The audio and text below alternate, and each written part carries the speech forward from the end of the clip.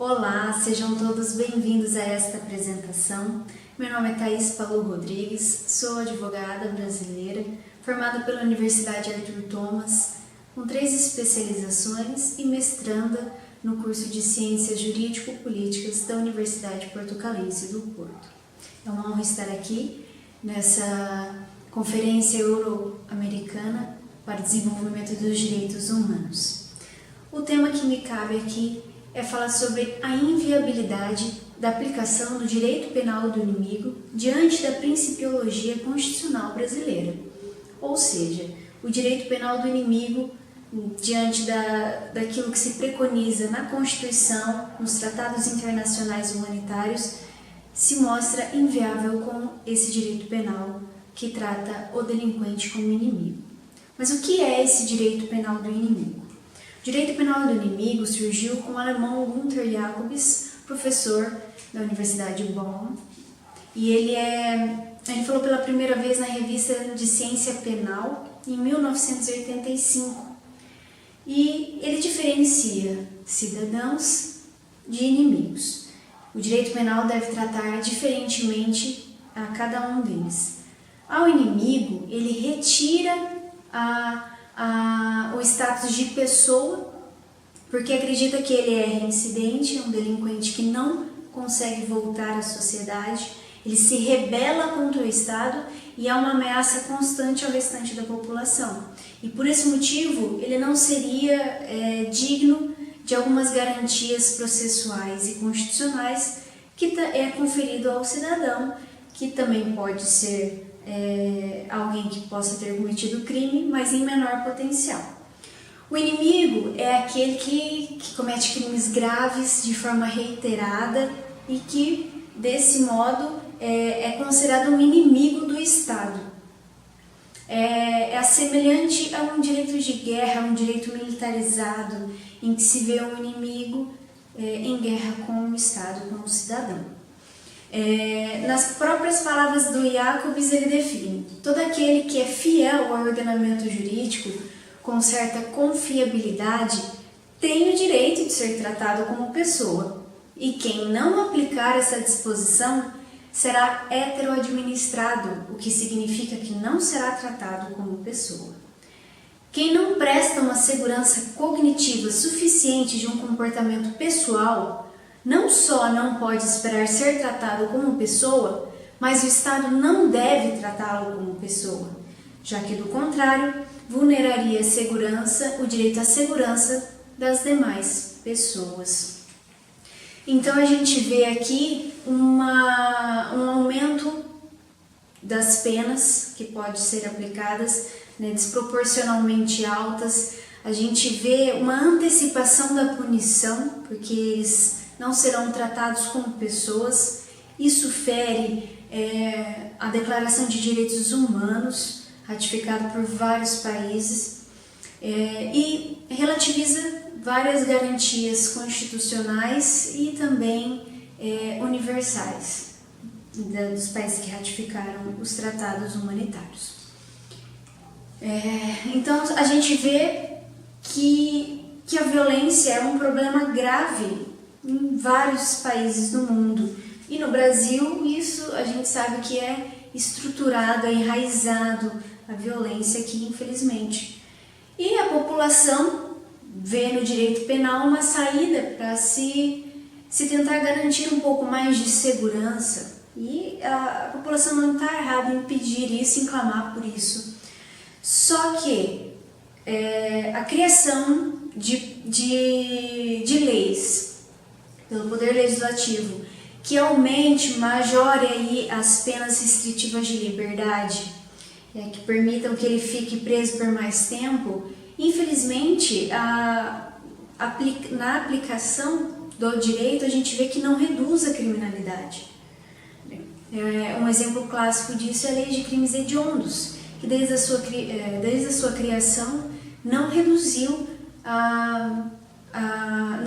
os índices de violência desses crimes. Mas isso a gente vai ver um pouco mais à frente.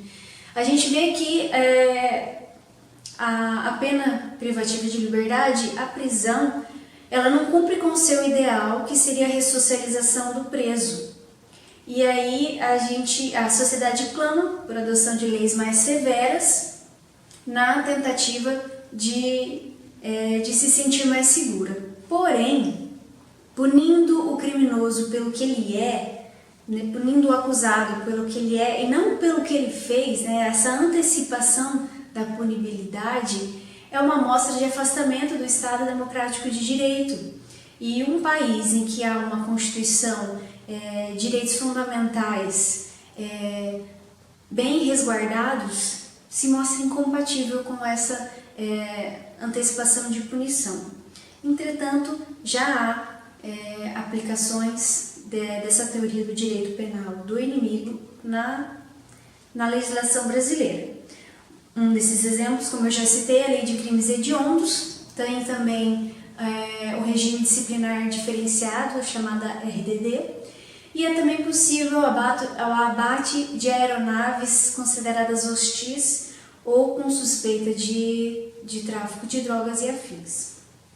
A gente vai ver cada um desses crimes, dessas leis, trazem de influência do direito penal do inimigo.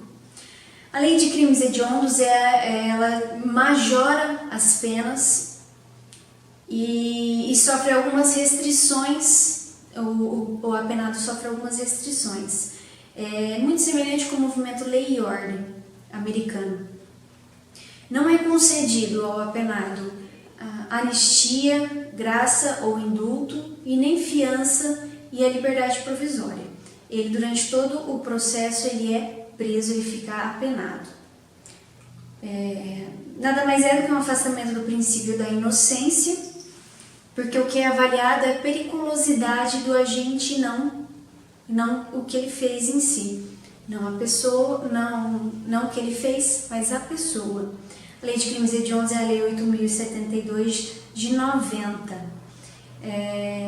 E infelizmente, como a gente já adiantou, ela não reduziu os índices de criminalidade com esses rótulos de hediondez, como o terrorismo, o estupro. Infelizmente não houve uma diminuição desses crimes desde a criação da lei, que aumenta essas penas e restringe alguns direitos do acusado.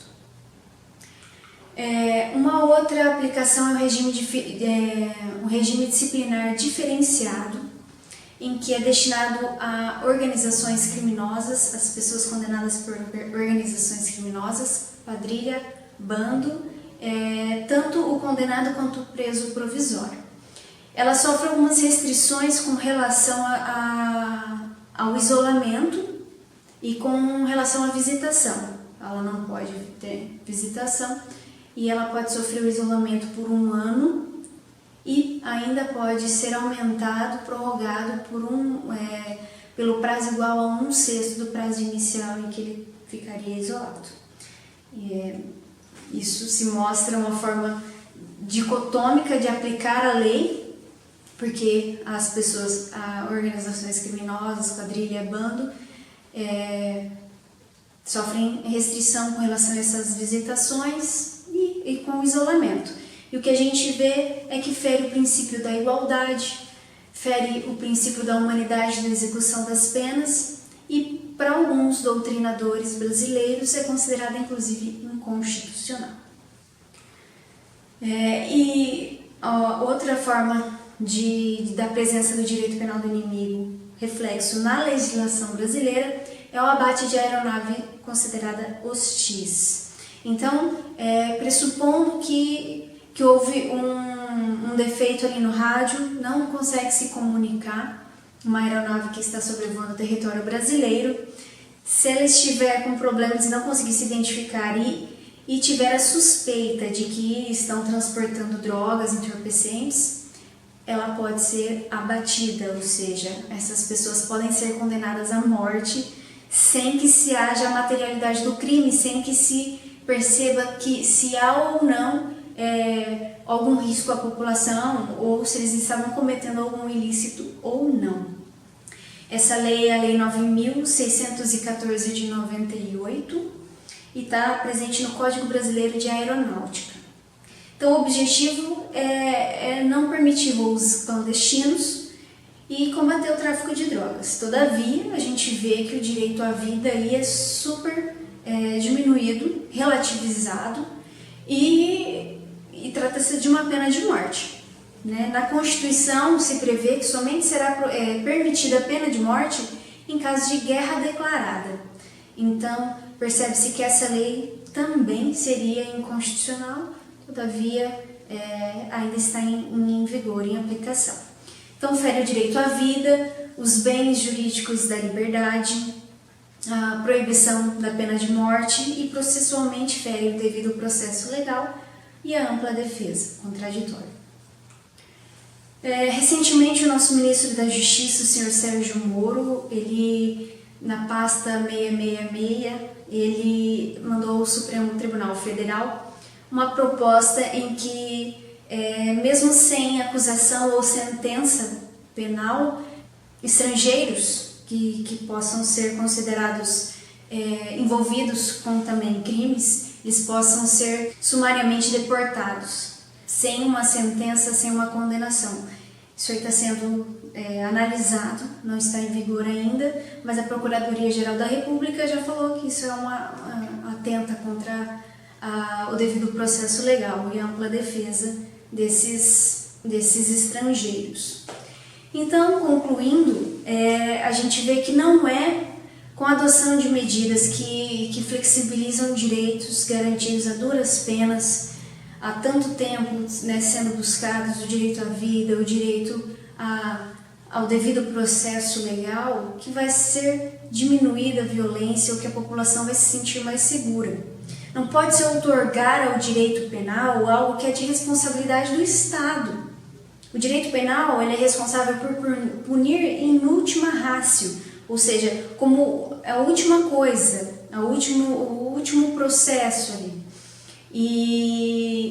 E a adoção de políticas públicas, maior incentivo à educação, a emprego, oportunidade às pessoas, é que a gente vai ver reduzida a criminalidade. Todavia, é uma medida a longo prazo que não gera votos e, infelizmente, os políticos não estão muito interessados em aplicá-lo. Contudo, é importante que as garantias universais, o direito à dignidade da pessoa humana não sejam flexibilizados. Não é majorando penas, não é restringindo a liberdade que pessoas que cometem crimes reiterados vão deixar de cometê-los.